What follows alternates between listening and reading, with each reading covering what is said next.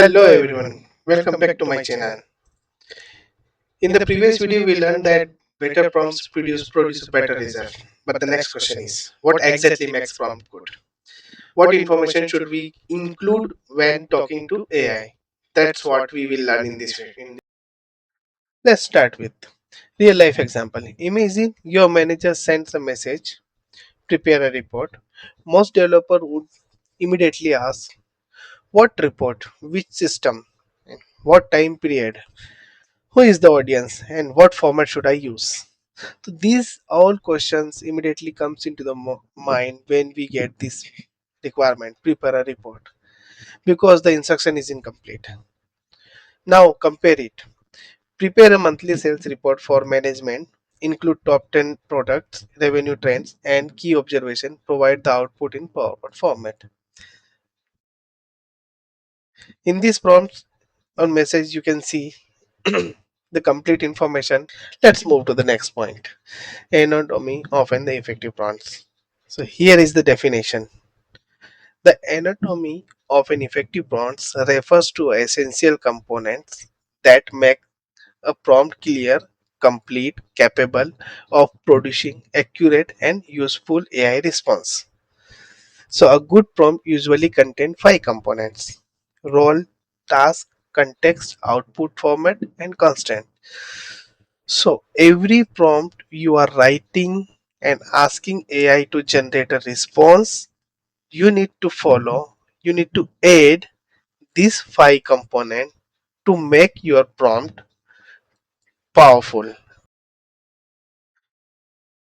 Let's discuss each component in details with example.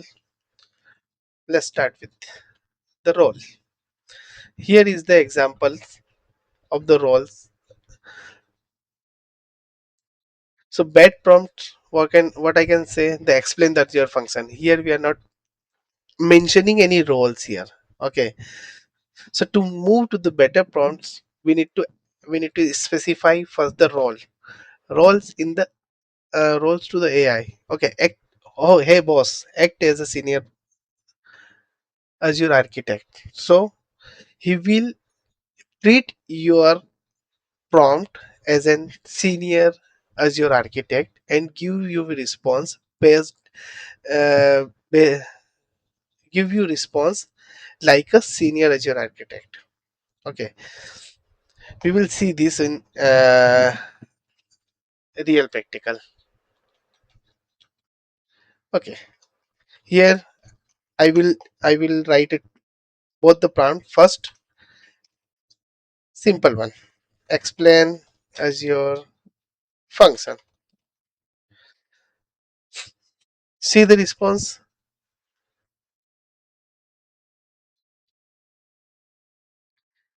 It generates about the Azure functions with the common simple definition and what are the components we have in the Azure functions. So I can see this is a very beginner level of definition. AI has been generated here. So let me add one powerful rhyme. Act as an senior Azure architect. Explain Azure function. The moment you write this line, the moment you specify the role, the AI will act, or AI will generate the response like Azure architect. You can see this is the very experienced level of content you will see. Azure function. What is Azure function? This is the definition. Let's move to the next one. Context. This is where the most people fails, because context is very important to generate a better response and for AI as well. So here Here is the example of the bad and good context. So explain Azure Data Factory. Here is no context we are written, and then it will return very vague result. When you add the context, the explain Azure Data Factory to the SQL developer who has never worked with the cloud technology. So here the AI understands the audience, experience level, depth of explanation. Now let's move to the fourth one, output format. So this is nothing but you need to tell the AI, hey boss, I need response in this format. Explicitly, you need to mention the format because AI don't know what format you want. Now this is the final one, the constants. So constants, it's we are asking the AI to limit example the limit the response to the 200 words. Do not use the technical jargon. Provide an SQL code. Output JSON only. This is the constant we need to provide. Let's combine all together and see the complete example. So this here is the complete example for the data engineers. Like you can write a prompt like this: act as a senior data engineer, explain delta lake to SQL server developers, focus on provide limit answer to 300 words. Now the AI has everything it needs. Another example for the developers: act as a senior .NET developer, create a .NET web API endpoints that fetch orders from the SQL server, requirements, use depper, dependency injection, async programming, error handling, and logging, provide the complete code. Notice how much more useful result becomes. So let's see in the ChatGPT with a real-time example.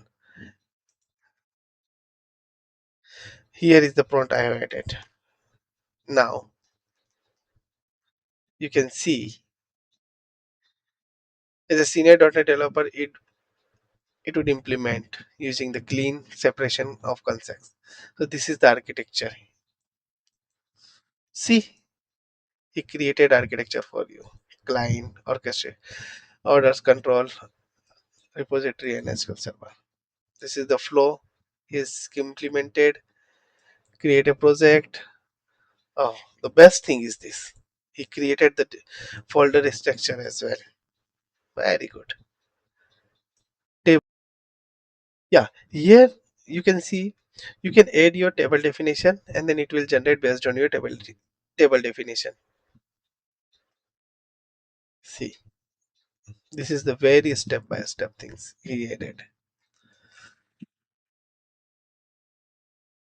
These are the few example based on the roles: the cloud engineer, data engineer, and developers.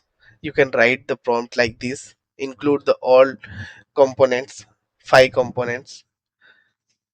Let's summarize what we learned today. So we learned components, role, task, context, output, and constants. So what are the benefit of writing the better prompts? The fewer follow-up questions, save time, better quality response, less token consumption. Every message you send, every response you receive consumes token. What it mean of this line?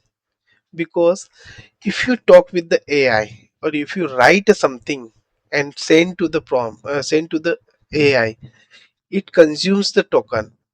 And when you buy a subscription from any cloud provider, ChatGPT, Claude, Gemini, you will receive some limited amount of tokens. You can consume this token for a day or for a month.